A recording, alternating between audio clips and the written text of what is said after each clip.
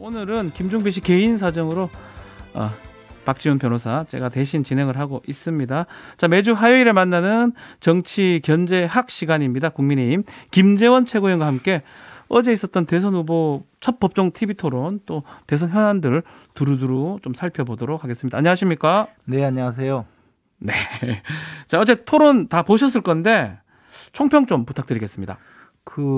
조금 분위기는 조금 격하긴 한데요. 내용은 아주 충실했다고 생각합니다. 네. 그리고 또 경제 문제를 주된 이슈로 다뤘었는데요. 역시 후보들 간의 경제 문제를 보는 시각 차이가 컸고, 네. 저는 이제 눈여겨 본 것이 이재명 후보자가 우리나라가 곧 기축통화국이 될 수 있다. 네. 그런 말씀하신 거 보고 경제가 아니고 경제에 대한 지식은 정말 허경영 씨만큼도 없구나 그런 생각은 좀 했었습니다. 기축통화가 무슨 경기도 지역화폐인 줄 아는 건지 온누리 상품권 정도로 생각하는 건지는 몰라도 그 정도의 경제 지식으로 경제를 다루었다가는 참 나라 거덜내겠다 그런 생각했습니다. 그저 모든 내용이 결국 나라 곳간 털어먹을 그런 생각만 하더라고요. 예. 박주민 또 의원은 그거 보도된 거 또 얘기한 거다라고 정경련 얘기를 하긴 하던데요. 정경련 이야기는요. 그게 SDR이라고 우리 대학교 다닐 때 국제경제학 배우면 네. SDR이라고 해서 IMF의 특별 인출권이 있거든요. 그 네. 특별 인출권을 구성하는 SDR을 구성하는 5개국 통화가 있어요. 미국, 영국 이렇게 해가지고 거기에 우리나라도 들어갈 여지가 있다. 우리나라가 GDP 10대 강국이고 이러면서 근데 이제 그거하고 다르다. 기축통화는 전혀 다르죠. 그거는 정말 달러하고 경기도 지역화폐 수준으로 달라요. 알겠습니다. 이 질문 좀 드려야 될 것 같은데 이 토론 직후에 다른 후보들은 또 기자들하고 백브리핑 형식으로 얘기를 했는데 윤 후보는 그냥 가버렸어요. 네. 일각에서는 좀 화난 거 아니냐 토론 제대로 안 돼서 이런 얘기가 있던데요. 아니 소위 백브리핑이라는 걸 꼭 다 네. 하는 게 아니잖아요. 그리고 이제 설명할 이야기가 있으면 꼭 또 해야 되는 거고 한데 네. 제가 그 부분에 대해서는 따로 물어보지는 않았습니다. 아하. 네. 정확하게 알지는 못하지만 어쨌든 간에 좀 어수선한 시간에 좀 나오셨을 것이다. 그렇죠. 예. 예. 토론 끝나고 난 다음에 그 상황이 꼭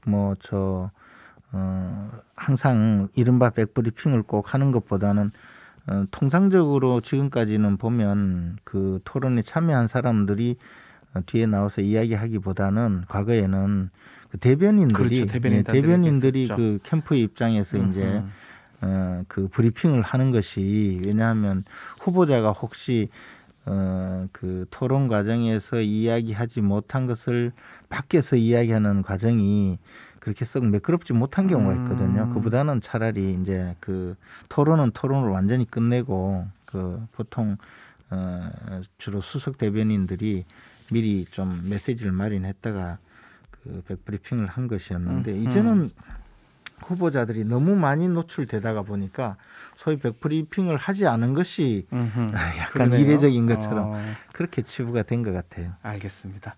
토론 내용도 좀 짚어보도록 하겠습니다. 자, 어제 경제 분야였었는데요. 자, 우선 이재명 후보가 줄곧 경제에 유능한 후보다 강조를 해왔고 또 윤석열 후보는 좀 경제 약하다 이런 평가 또 프레임이 좀 있는 것 같은데 두 사람의 어떤 어제 토론 경제 관련된 평가를 어떻게 하고 계십니까? 그러니까 이재명 후보는 처음부터 끝까지 나라 곳간 털어먹을 국리만 곳간 털어먹는다. 예. 그리고 가장 중요한 것이 이제 우리나라의 어떤 국가 부채 수준 네. 그에 대한 개념이 워낙 다르기 때문에 지금 우리가 이제 건전 재정 내지 재정의 재정 준치까지 마련해서 일정 수준 이상의 국가 부채는 좀 더 이상 부채가 올라가지 않도록 하는 네. 관리 지침이 있거든요. 우리나라가 이른바 40% 이런 관리 지침을 둔 이유가 우리는 사실 외국에서 다른 나라 정부와는 달리 우리가 정부가 책임져야 될 또 다른 보이지 않는 잠재적 부채가 많아요. 부채가 더 많을 것이다. 예를 들어 그냥이 아니고 예를 들어 네. 공무원 연금이라든지 또 이제 국영 기업체 또는 국가가 관리하는 여러 가지 그 기업 관련 기업체라든가 뭐 그 공공기금들이 많이 있거든요. 네. 그럼 예를 들어 당장에 이제 우리가 이야기할 수 있는 것이 공무원연금이라든가 또 건강보험 또 군인연금 이런 그 연금에 대한 부채와 그다음에 국영기업체 또 지방공기업까지 만약에 지방자치단체 지방정부의 부채까지 모두 집어넣게 되면 이 부채가 눈덩이처럼 커지거든요. 우리가 그것을 특히 국민연금의 경우에는 나라에서 운영하는 연금이기 때문에 사실상 국민연금이 고갈되면 정부가 이것을 해결해 주지 않으면 안 돼요. 그러면 이 국민연금까지 만약에 정부에서 보증을 하면 우리나라의 그 잠재 부채가 그 이제 지금부터 뭐 예를 들어 30년 후에는 국민연금이 고갈된다. 그러면 이제 지금 적립식으로 하다가 부가식으로 전환할 때 막대한 또 부채가 편입이 되거든요. 이렇게 네. 됐을 때는 이제 국가 부채가 장부상으로 벌써 엄청나게 커져서 우리나라의 그 국채 발행의 그 국채 이자율이 국채 금리가 또 높아질 수가 있고 이렇게 되면 국내 그 실질 금리에 영향을 미치게 되고 그러면 이제 어떠냐 하면 주로 이제 은행권 또는 제2금융권에서 돈을 빌린 서민들 있잖아요. 그렇죠. 뭐 전세자금이라든가 소상공인 운영자금 빌린 분들은 이자 부담이 엄청 커져서 결국은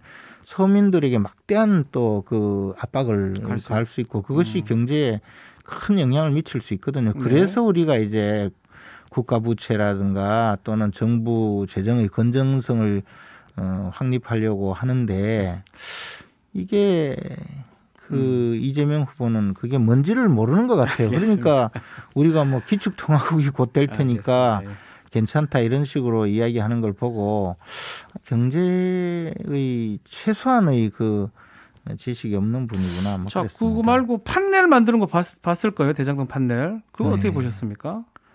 근데 거기 내용 자체가 네.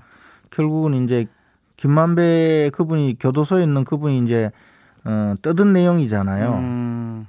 그 떠든 내용인데 김만배라는 사람이 말하자면 당군 일의 최대의 그 나라 재산 도둑질한 말하자면 그 나라에 큰 해를 끼친 사람이고 네. 그걸 도와준 분은 이재명 후보잖아요.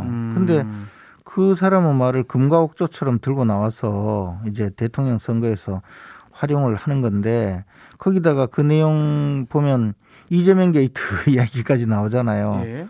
근데 그걸 오히려 뭐 제가 보기에는 이른바 적반하장격으로 그 뭐 이재명 게이트 그 말이 안 나오면 뭐 저 후보 사퇴하라느니 뭐 그런 이야기까지 하던데 결국 그 내용이 있잖아요. 이재명 게이트. 뭐 그 맥락은 다르긴 한데 있긴 있었습니다. 예. 맥락이 다른지 안 다른지는 그러면 교도소에 있는 김만배 씨한테 가서 의중이 무엇입니까라고 물어봤나요? 그래서 저는 이런 걸 그 교도소에 가 있는 당군 일의 최대의 그 이른바 사기 사건으로 봐도 충분한 그런 사건을 그 사람이 몇 마디 한 것 가지고 들고 와서 허풍 뜬 내용을 대선에 활용하겠다고 생각한 분이 과연 그 대장동 사건을 실질적으로 집행하고 실질적으로 대장동 사건에서 민간인들 그 김만배 이런 사람들에게 수천억 내지 조단위 이익을 안겨준 사람이 누구냐는 거죠. 그 판넬 들고 온 분이잖아요. 그래요. 그분이 그런 식으로 자, 들고 와서 어제 이야기하는 근데 게 맞나요? 요거는 좀 JTBC에서 보도한 건데 이른바 그 조우영 씨 브로커라고 알려진 2011년도 대장동 그 부산저축은행 사건 관련된 그것 좀 또 남우 변호사 진술이 공개됐더라고요. 그 내용 보셨죠? 뭐 커피 마시고 오면 된다 조사 받을 때. 그러니까 이제 지금 원래 예. 그 이 사기 사건이든 이 재산 범죄 저지른 사람들이 자기네들끼리 이야기하면 뭐 대한민국에서 온갖 백은 다 동원한다고 이야기하고 큰 소리치고 하는 그런 내용들이 많이 있어요. 보면 이 사건의 그 전체적인 내용은 결국은 지금 진실이 가려져 있다는 것이고 네. 더 나아가서 이러한 사건 대장동 사건의 모든 내용을 제대로 그 수사를 하려면 우리 당에서 그동안 이야기했듯이 반드시 특검이 특검해야 이루어져야 된다. 돼요. 근데도 지금 가장 이 정권의 이 정권과 같이 뜻을 같이 하는 그런 검사들을 동원해서 수사를 지금까지 한다고 그만큼 비판을 받았지 않습니까? 그래서 지금 대장동 사건이 이 모양이 된 거예요. 아하. 지금 교도소가 있는 사람이 유동규, 남욱, 김만배 이 사람들인데 이 사람들이 이 수천억에서 조 단위의 그 이익을 얻어간 그 사건의 주범이라고 누가 생각합니까? 그러니까 이런 짓을 하고 있는 거죠. 빨리 특검을 하고 수사 똑바로 해야 되고. 요 질문도 한번 드려볼게요. 지금 뭐 특검이 안 되면 예. 특임 검사라도 임명해서 특임 제대로 검사라도. 수사해야 돼요. 그분 얘기 뭐 똑같은 맥락인데요. 그분은 이제 아니라고 나왔잖아요. 현직 대법관으로 나왔으면 또 그래, 이재명 저 사기꾼들의 이야기를 다 무슨 성경 속에서 그 성경의 저 내용 해석하듯이 그래야 되느냐 이거죠. 정말 저 사람들 제대로 수사하고 특검이든 국정조사든 뭐든지 해야죠. 네, 알겠습니다. 하여튼 요 사기꾼들이니까 얘기 뭐 믿을 거 없다. 지금 그게 아니고 제대로 수사 좀 했으면 수사나 좋겠어요. 제대로 해라. 특검을 예. 하든 특임 검사가 되든 그렇죠. 간에 지금 이거 백날 떠들어봤자 이 내용도 없어요 이게. 네. 확인될 거는 좀 적을 그러려면 것이다. 정말 저 모든 수사 기록 다 공개하든지. 알겠습니다. 자, 어제 TV 토론 뭐 등등 얘기는 좀 해봤고요. 뭐 대선 마지막 변수로 알려진 단일화, 야권 단일화. 특히 이제 안철수 후보가 단일화 결렬 완주를 선언했잖아요. 네. 이제 모든 끝난 겁니까? 어떻습니까? 저는 이번 장례식 끝나면 안철수 후보께서 말씀하실 수 있는 것이 완주하겠다라는 말이라고 생각을 했어요. 아, 딱 예상한 대로 한 거라는 거죠. 그렇죠. 예. 그러나 단일화는 오히려 지금부터 이제 시작이고요. 네. 6월 9일 3월 9일 투표일 이전까지 우리가 안철수 후보와 함께 갈 수 있는 모든 노력을 다 해야 되고 특히 이제 안철수 후보께서는 정권 교체의 주역이 되겠다고 했는데 네. 이대로 가면 정권 교체의 주역이 될 가능성이 별로 없어요. 그래서 우리가 안철수 후보님과 함께 정권 교체를 통해서 안철수 후보께서 어떤 대한민국을 만들 것인지를 함께 고민하면서 안철수 후보가 그에 대해서 역할을 충분히 할 수 있도록 계속적으로 소통하고 아직 남아 있다 뭔가. 아직까지. 그렇죠. 아직 특히 이제 정권 교체를 위해서 지푸라기라도 전부 보태고 함께 간다 그런 마음으로 이야기한다면 지금 안 된다고 할 필요가 없고 또 안철수 후보께서 회견문에서 밝힌 내용을 자세히 살펴보면 네. 안철수 후보께서도 야권 후보 단일화를 완전히 접은 것은 아니라는 느낌이 있어요. 요소에. 그래서 우리가 계속적으로 노력해야 될 상황이라고 보고 이 있습니다. 보도도 한번 질문을 드리고 싶어요. 성일종 의원이 본인이 협상을 진행했다라고 얘기를 했는데 국민의당은 또 가짜 뉴스라고 그러고 성일종 의원 말이 맞습니까? 국민의당 말이 맞습니까? 근데 이제 이런 문제는 저도 잘 이 문제를 내용을 제대로 안다고 해도 또 밝힐 수도 없고 그렇겠네요. 왜냐하면 아직 협상이 단일화의 모든 내용이 끝나지 않았는데 마치 모든 것을 이제 폭로하듯이 이런 내용을 정리를 해버리면 실제로 문을 닫는 꼴이 되거든요. 네.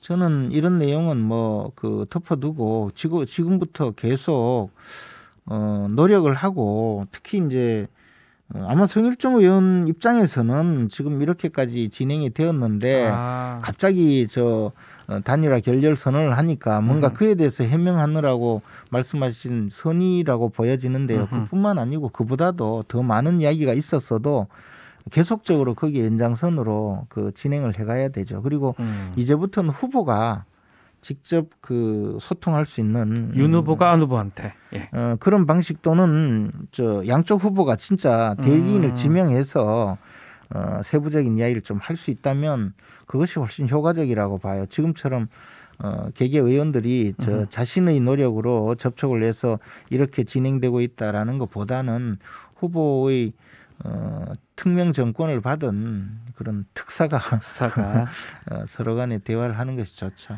알겠습니다. 자, 오늘 말씀 여기까지 들어야겠습니다. 자, 지금까지 국민의힘 김재원 최고위원이었습니다. 감사합니다. 고맙습니다.